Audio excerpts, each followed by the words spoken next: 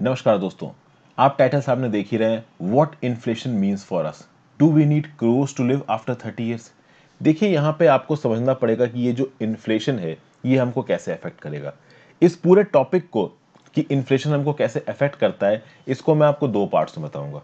सबसे पहले तो मैं आपको ये समझाने की कोशिश करूंगा कि इन्फ्लेशन किस तरीके से अफेक्ट कर रहा है। पहले के समय में 1000-2000 रुपए की कितनी वैल्यू हुआ करती थी, कॉस्ट इन्फ्लेशन इंडेक्स क्या है। आज की डेट में हमारे पास 1 लाख रुपए है, तो आगे आने वाले 30 सालों में उस 1 लाख रुपए की क्या वैल्यू है। ये कॉस्ट इन्फ्लेशन इंडेक्स, जिसके बेसिस पे आगे के पैसे को कैलकुलेट किया जाता है, ये कितना एफिशिएंट है। इन्फ्लेशन किस तरीके से हमको अफेक्ट करता है, कंज्यूमर प्राइस इंडेक्स और होलसेल प्राइस इंडेक्स। उसके बाद इसके नेक्स्ट जो वीडियो आएगी उसमें मैं आपको बताऊंगा कि कैसे इन्फ्लेशन के चलते स्पेकुलेशन बढ़ता है मार्केट में, और ये स्पेकुलेशन आपके इन्वेस्टमेंट्स को अफेक्ट करता है।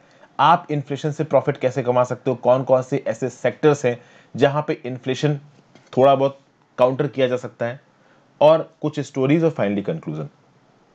ओवरऑल इन्फ्लेशन नाम के इस टॉपिक को समझने के लिए, आपकी अंडरस्टैंडिंग को डेवलप करने के लिए ये वीडियो आपको बहुत मदद करेगी। तो शुरुआत करते हैं कुछ एग्जाम्पल से। पहला एग्जाम्पल क्या है, मान लीजिए 1980 में आपके पास थे 1000 रुपए। उन 1000 रुपए की आज की डेट में क्या वैल्यू हो गई, तो 2021 में उसकी क्या वैल्यू हो गई है, 2020 में उसकी क्या वैल्यू हो गई, 2019 में उसकी क्या वैल्यू हो रही है।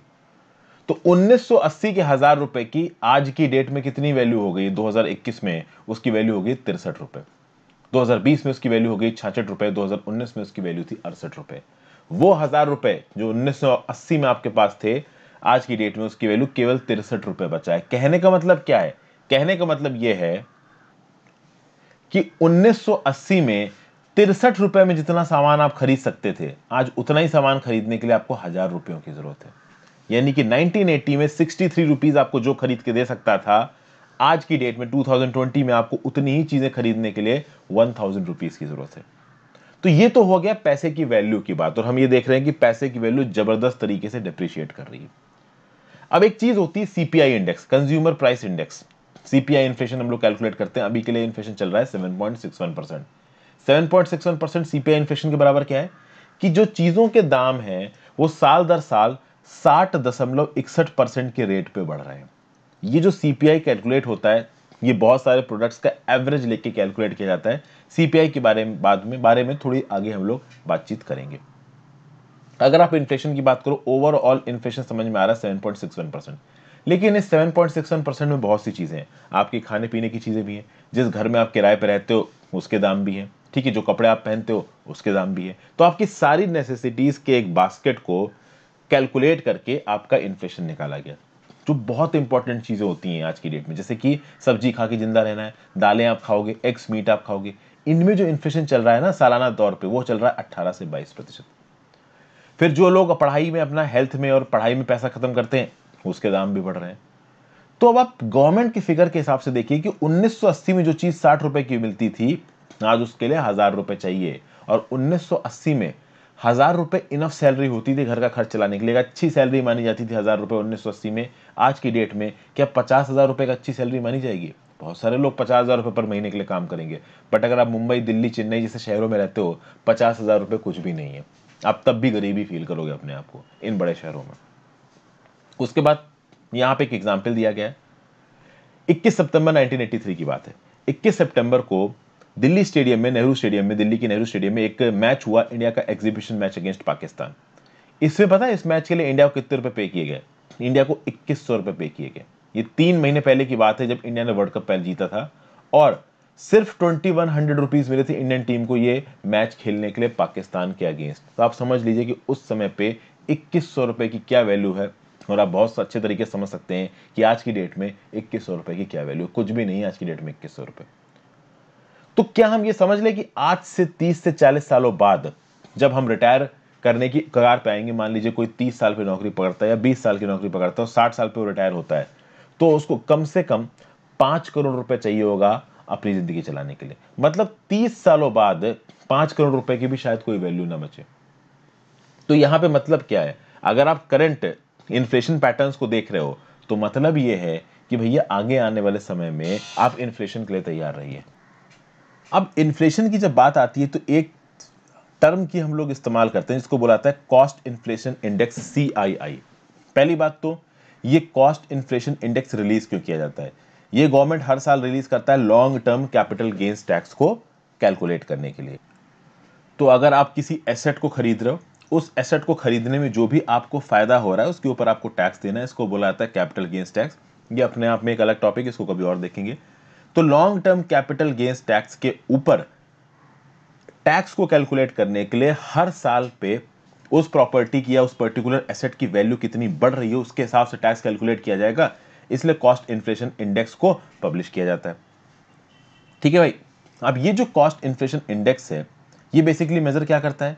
ये मेजर करता है prices of goods increase over time resulting in the fall in the purchasing power of money. देखिए, गुड्स का प्राइस समय समय पे बढ़ रहा है, तो जैसे जैसे समय बीतते जाएंगे वैसे वैसे उतने ही अमाउंट ऑफ मनी में आप कम चीजें खरीद पाओगे। फॉर एग्जाम्पल, आज की डेट में आप 100 रुपए में 2 यूनिट्स ऑफ गुड्स खरीदते हो सकता है आगे आने वाले समय में आप 100 रुपए में केवल 1 यूनिट ऑफ गुड खरीद पाओ इन्फ्लेशन की वजह से।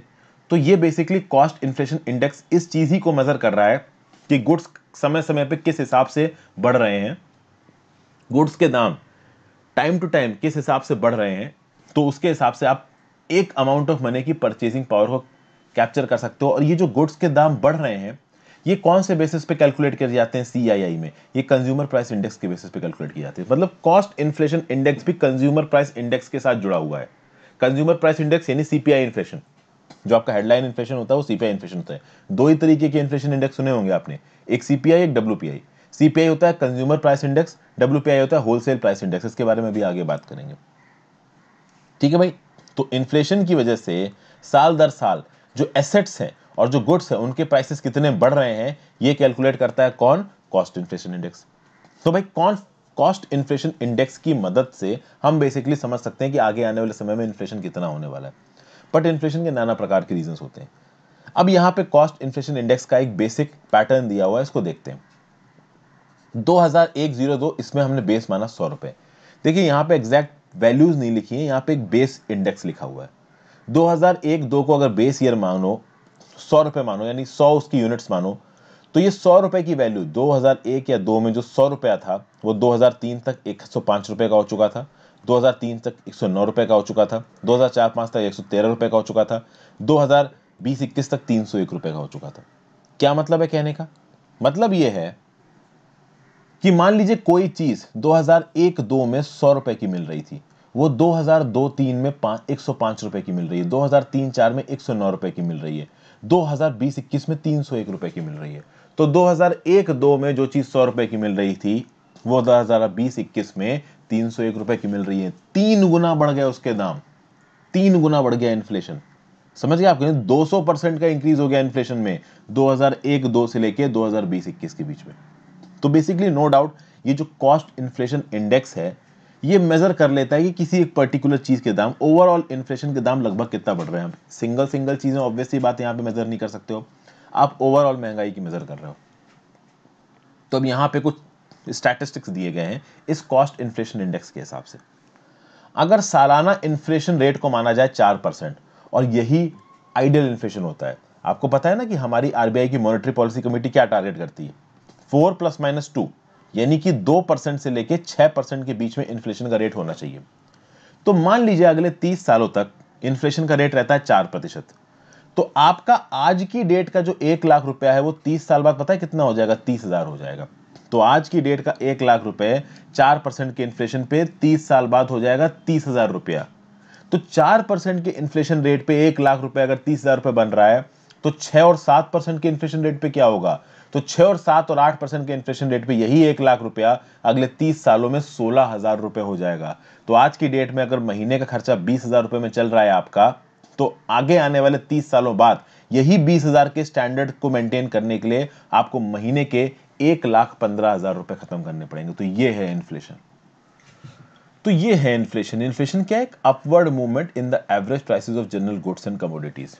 तो भैया अगर आपकी ओवरऑल कॉस्ट ऑफ लिविंग बढ़ रही है तो मतलब इन्फ्लेशन बढ़ रहा है, और इन्फ्लेशन बढ़ रहा है तो उतने ही पैसों में आपकी गुड्स और सर्विसेज को खरीदने की जो एबिलिटी है वो घट रही है। तो अगर आपको आगे आने वाले समय में अपने गुड्स को और सर्विसेज को परचेज करने की एबिलिटी को मेंटेन करना है, तो आपको कमाई भी अपनी उस रेट से ज़्यादा बढ़ानी पड़ेगी। अगर आपने उस रेट से अपनी कमाई को नहीं बढ़ाया तो चीज़ें आपके लिए धीरे धीरे महंगी होती जाएंगी। 10 साल पहले 1 लीटर दूध 15 रुपये का मिलता था, आज की डेट में वही लीटर दूध 35 रुपये का हो गया है और कुछ देर पहले मैं 50 रुपये प्रति लीटर पे खरीद के आ रहा हूँ। आगे बात करते हैं। ये जो प्राइस राइसेस हैं, ये सिर्फ मिल्क को ही नहीं, सीरियल्स, पल्सेस, ऑयल, पेट्रोल हर जगह पे इम्पैक्ट डाल रहे हैं। तो कहीं ना कहीं आगे आने वाले समय में सेम अमाउंट ऑफ मनी में जो चीज़ें आप खरीद सकते हैं वो चीज़ें कम हो जाएंगी। अब बात करते हैं मेजर करना है इन्फ्लेशन को। इन्फ्लेशन को मेजर करने के लिए देखिए एक बहुत ही जनरलाइज्ड पीपीटी है, एक बेसिक आइडिया दे रहा हूं मैं आपको इकोनॉमी का। तो यहां पे अगर इन्फ्लेशन को मेजर करने की बात की जाए तो दो इंडेक्सेस को इस्तेमाल किया जाता है, एक है कंज्यूमर प्राइस इंडेक्स, एक है होलसेल प्राइस इंडेक्स। अब यहां पे वैसे तो इन्फ्लेशन को मेजर करने के और भी बहुत से तरीके हैं, मेन तरीका है भाई सीपीआई इंडेक्स और WPI index. WPI index wholesale level पे होता है, सीपीआई इंडेक्स रिटेल लेवल पे होता है। रिटेल लेवल का मतलब क्या है कि भाई आप दुकान पे गए और आपने दुकान पे जाके खरीदा, तो वो जो दुकान वाला है ना वो रिटेलर है, समझ गए ना। वो होलसेल में कहीं से चीजें खरीद के ला रहा होगा।